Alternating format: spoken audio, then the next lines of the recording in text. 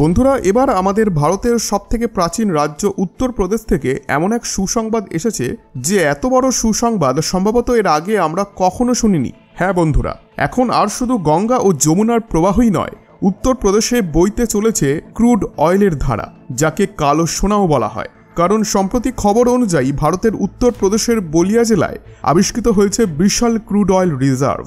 Geological সার্ভের সময় পাওয়া এই তথ্য এতটাই নির্ভুল যে তেল ও ন্যাচারাল গ্যাস কর্পোরেশন অর্থাৎ ওএনজিসি ইতিমধ্যেই সেখানে কূপ খনন বা ড্রিলিং করতে শুরু করেছে, যাতে বলিয়া জেলায় পাওয়া এই অপরিশোধিত তেল যত শীঘ্র সম্ভব উত্তোলন করা যায়।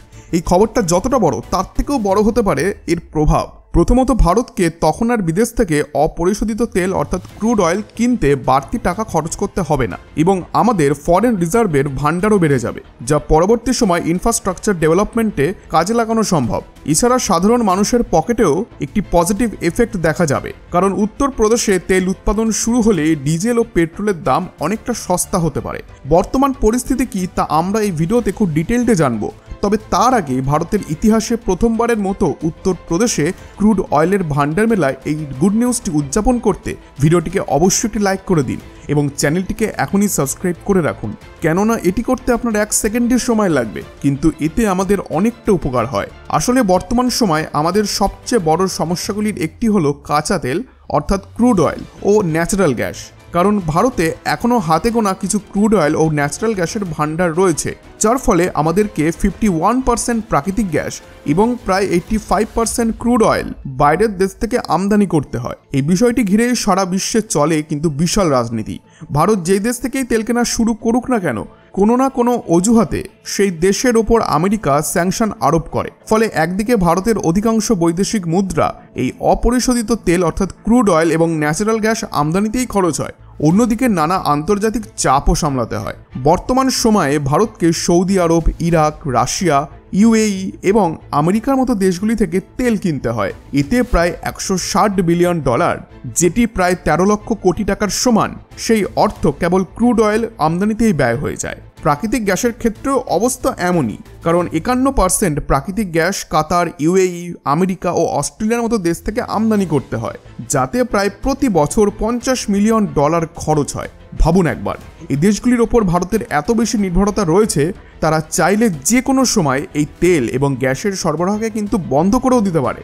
আর বাস্তবে এমনটা বহুবার ঘটেছেও, কখনো দাম বেশি চাওয়া হয়েছে, কখনো সরবরাহে দেরি করা হয়েছে, যার নেগেটিভ প্রভাব সরাসরি ভারতের ওপরেই পড়ে। অন্যান্য দেশের ওপর এতখানি নির্ভরতার ফলেই ভারতের জ্বালানি নিরাপত্তা অর্থাৎ এনার্জি সিকিউরিটি নিয়ে সবসময় আশঙ্কা থেকেই যায়। কারণ কয়লা, তেল এবং ন্যাচারাল গ্যাস এই তিনটি জ্বালানি দ্রুত ও সহজে শক্তি উৎপাদন করতে সম্ভব। ভারতের কাছে কয়লার প্রচুর মজুদ আছে, আমরা বিদেশেও কয়লা রপ্তানি করি, কিন্তু গাড়ি, ট্রাক, বাইক প্রভৃতির ছোট বড় যানবাহনগুলিকে সচরাচর ডিজেল বা পেট্রোল বা সিএনজি গ্যাস দিয়ে চালানো হয়। কয়লা দিয়ে সরাসরি ওই যানবাহন চালানো যায় না। আগে যেমন কয়লা ব্যবহার করে ট্রেন চালানো হতো, যেটি ছিল অনেক টাইম কনজিউমিং এবং অত্যন্ত দূষণ সৃষ্টিকারী একটি পদ্ধতি। তাই আজকের দিনে কোনো ইঞ্জিনই সরাসরি কয়লা ব্যবহার করে না। কয়লা পুড়িয়ে সাধারণত বিদ্যুৎ তৈরিতেই বেশি ব্যবহার হয়, ইঞ্জিন চালাতেও সরাসরি কয়লা ব্যবহার হয় না। কিন্তু ভাবুন, যদি আমি বলি যে ভারতকে আর অন্য দেশ থেকে কাঁচা তেল আমদানি করতে হবে না, ভারতে কয়লা খনি যেভাবে ছড়িয়ে ছিটিয়ে আছে সেভাবেই যদি প্রচুর পরিমাণে কাঁচা তেলের রিজার্ভও থেকে যায়, যেখান থেকে আমরা নিজেই তেল উত্তোলন করে ডিজেল, পেট্রোলের মতো প্রয়োজনীয় জ্বালানি তৈরি করতে পারি, তাহলে সেটা ভারতের জন্য কতটা উপকার হবে।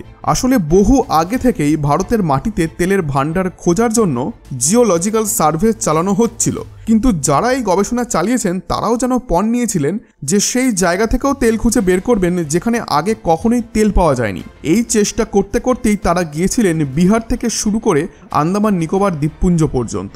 কোথাও সামান্য তেল পেয়েছিলেন, আবার কোথাও পাননি। শেষমেশ এসে পৌঁছেছেন ভারতের সবথেকে পুরনো রাজ্য বলে পরিচিত উত্তরপ্রদেশে।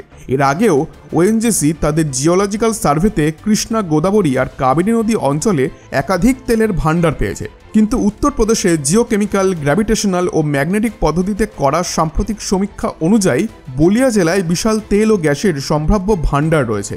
সবচেয়ে বড় কথা হলো এই রিজার্ভ থেকে তেল পাওয়ার সম্ভাবনা এতটাই বেশি যে ওএনজিসি আর দেরি না করে ইতিমধ্যেই সেখানে কূপ খননের কাজ শুরু করে দিয়েছে। ওএনজিসি দাবি করেছে শুধু কাঁচা তেলের নয়, এখানে বড় পরিমাণে প্রাকৃতিক গ্যাস মেলারও সম্ভাবনা রয়েছে। আর এটি শুনলে আপনি অত্যন্ত খুশি হবেন যে উত্তরপ্রদেশে শুধু বলিয়া জেলায় নয়, বাগপত ও আশেপাশের এলাকাগুলিতেও ওএনজিসি বড় বড় তেল ভাণ্ডারের খোঁজ পেয়েছে। রিপোর্টে বলা হচ্ছে এসব ভাণ্ডার এতটাই বড় হতে পারে যে ভারতের বিশাল তেল প্রয়োজনের একটি বড় অংশ সেখান থেকেই পূরণ হয়ে যাবে। বর্তমানে বলিয়া জেলায় যে তেল ভাণ্ডার খুঁজে পাওয়া গেছে সেখান থেকে তেল উত্তোলনের জন্য আসাম থেকে আনা হয়েছে ক্রেন এবং অত্যাধুনিক যন্ত্রপাতি, আর কোটি কোটি টাকা ব্যয়ে বড়সড় এক প্রকল্পের কাজ চলছে। জানা গেছে ওএনজিসি 3 বছরের জন্য প্রায় 8 একর জমি লিজে নিয়েছে, যা গঙ্গা নদীর তীরে অবস্থিত। সেখানে কূপের মতো বড় গর্ত খোঁড়া হচ্ছে এবং প্রায় 3001 মিটার পর্যন্ত মাটির নিচে ড্রিলিং হবে। এই মুহূর্তে সেখানে প্রায় 50 জন কর্মী কাজ করছেন। এখন সাধারণ মানুষের বড় প্রশ্ন, এতে কি পেট্রোল বা ডিজেলের দাম কমবে? ব্যাপারটা হলো কেবল তেল পাওয়া গেলেই হবে না, এর জন্য রিফাইনারি এবং ইনফ্রাস্ট্রাকচার সুযোগ সুবিধাও বাড়াতে হবে। এখন দেখুন, যদি এই খনন প্রক্রিয়া সফল হয় তবে ডলারে তেল আমদানি করার প্রয়োজন কমে যাবে, ফলে রুপি আরও শক্তিশালী হবে। ডলারের ওপর নির্ভরতা কমলে ডিজেল পেট্রোলের দাম নেমে আসাটাও স্বাভাবিক। যদি উত্তরপ্রদেশে পাওয়া তেল বড় পরিমাণে উত্তোলন করা যায়, ফলে সেক্ষেত্রে ভারত তার এক্সপোর্টও বাড়াতে পারবে। ভাবুন, একদিন ভারত নিজেই তেল বিক্রির দেশে পরিণত হলে সৌদি আরবের শেখেরা আমাদের কাছ থেকে তেল কেনার জন্য চুক্তি করতে আসবেন। এতদিন ভারত তাদের কাছ থেকে তেল কিনে তাদের অর্থনীতিকে মজবুত করেছে। এখন ভারত যদি নিজেই উৎপাদন করতে আরম্ভ করে তাহলে ভারতের ডিপেন্ডেন্সিও কমবে। কারণ দেখুন, কোনো দেশের ওপর যখন ডিপেন্ডেন্সি থাকে, যেমন ধরুন আরব দেশগুলি, তারা যখন তখন নিজেদের উৎপাদন কমিয়ে দিয়ে দাম বাড়িয়ে দেয়, আর সেটাই তাদের মুনাফা অর্জনের পদ্ধতি। কিন্তু এখন সময় এসেছে ভারত নিজেই তেলের খেলায় নিজেদের ক্ষমতা দেখাবে। ওএনজিসির এই আবিষ্কার যদি সঠিক হয় তবে এতে ভারতের বিরাট উপকার হবে। এখন দেখার বিষয় সরকার এবং কোম্পানিগুলি এই সুযোগের কতটা সদ্ব্যবহার করতে পারে। আর যদি এই সম্ভাবনাকে ঠিকমতো কাজে লাগানো হয় তবে একদিন আমরাই হতে পারি লিডিং অয়েল প্রডিউসার। আপনাদের কি মতামত কমেন্টে জানাতে ভুলবেন না। আজকের ভিডিওটি ভালো লেগে থাকলে অবশ্যই একটি লাইক করুন এবং বন্ধুদের সাথে শেয়ার করুন। আর নতুন আপডেট পেতে চ্যানেলটিকে সাবস্ক্রাইব অবশ্যই করে রাখুন। পরবর্তী ভিডিওতে আবার দেখা হবে আরও নতুন কোনো এক্সাইটিং টপিক নিয়ে। জয় হিন্দ।